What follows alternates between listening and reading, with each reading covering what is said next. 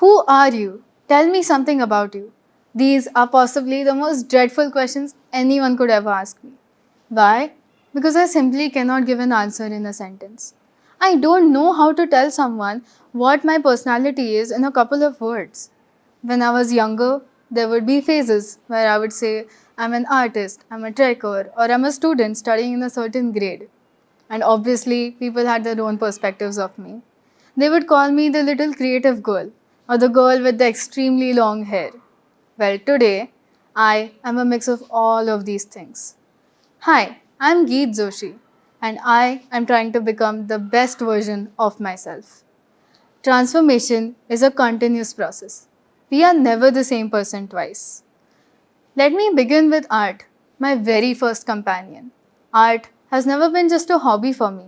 It's been my voice when words failed. When I was happy, I painted it. When I was sad, I sketched it. When I was overwhelmed, I poured my feelings onto the canvas. Art gave me a method to process information, my emotions, and my feelings. But the biggest lesson it taught me was patience and perspective.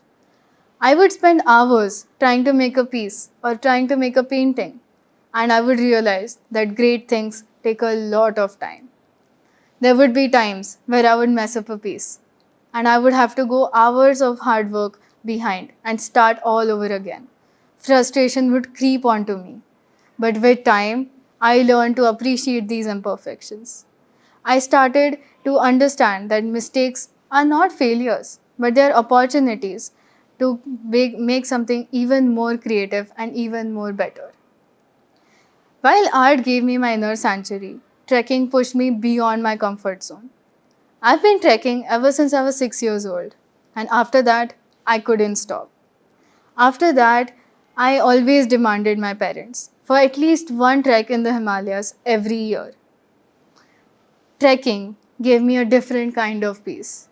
That kind of peace comes from staying away from the city, in the nature, and just appreciating it.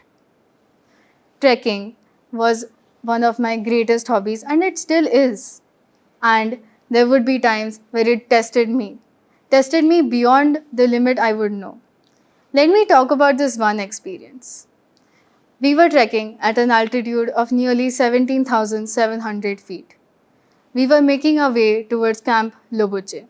It was a 14-day long trek, and we were on the 6th day. The weather was cold, dry, and unforgiving. As exhaustion set in, my body ached, my breath was heavy, and I started feeling dizzy, and a fear whispered in my ears. What if I can't do this? I told my trek leader that I'm feeling dizzy. He said, wait for a couple of hours. And after that, he told me something I would never forget. He told me that you've been trekking perfectly fine for the last 3 hours. You're not feeling dizzy. It's all in your head. Just let it go. You're completely fine. That moment changed everything. I understood how I let self-doubt hold me back. Trekking taught me resilience. And it taught me that resilience is not about being fearless, but it's about taking a step forward even if fear tells you to stop. Now, let me talk about academics. Academics is something that I didn't know its importance until I was in 8th grade. I didn't know why it was so important. But when I finally understood its importance, I just didn't know how to study. I would spend hours trying to memorize facts, chasing grades. But the time I put in, I couldn't see that amount of effort and that amount of result on my mark sheet. Then came 10th grade. My entire 10th grade went just the same way until it was the last few months before my board exams. Those 3 months was the time period where I put in my all. I knew that no matter what happened, I have to achieve good marks this time. That's when I discovered methods and processes that actually helped me understand information and apply it on my exam paper. And finally, after so many years, I saw the results on my mark sheet. And that was a day I was so happy. Academics taught me that some things take a lot of time. But that journey that I took, about 3 to 4 years, trying to find out what works out for me, was itself a lesson.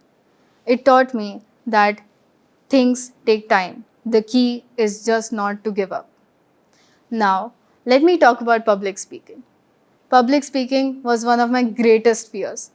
Standing in front of an audience, alone, on a stage, with hundreds of people staring into your eyes.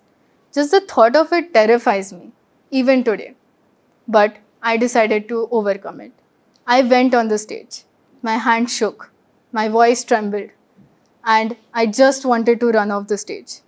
I was questioning every bit of why I thought of doing this. But I stayed.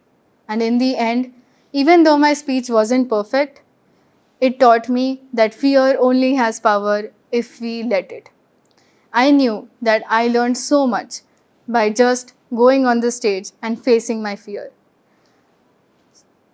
Public speaking taught me confidence, and not the kind that comes from knowing that I'm the best, but the kind that comes from knowing that even if I fail, I will try again and I will rise again no matter what. Consistency is key. This is a line that I've heard ever since my childhood. But I didn't know what the true value of it was. Like, why do I need to be consistent? But I understood its value when I joined the Suzuki School of Violin. I started playing the violin when I was about 11 years old. I was told that you're going to need a lot of effort and you're going to have to give up a lot of time to learn this instrument. But I thought, why? I would just practice once or twice a week, thinking that everything would be fine. But I started building a backlog, a big one, and I started falling behind all the students in my class. That's when I thought, let's give daily practice a try. I started practicing daily, every day. And finally, I saw the results. That's when I understood the true value of being consistent. All the things I achieved, from trekking, academics, public speaking, and even art, I couldn't have, even if I wasn't consistent with it. So music gave me one of the greatest lessons of all time. Each experience shaped me in multiple ways. Some experiences tested me. Some made me overcome my fears. Some inspired me. And some completely changed my perspective. But they all molded me into the person I am today.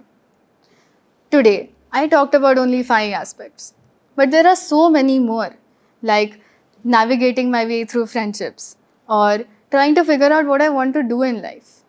Well, there are so many of these experiences that I just can't cover today, but they all have a big part in my life. So, I would like to give you one advice. Never be afraid of the question, who are you? Because in the end of the day, it's not about having a fixed identity. It's about becoming the best version of yourself.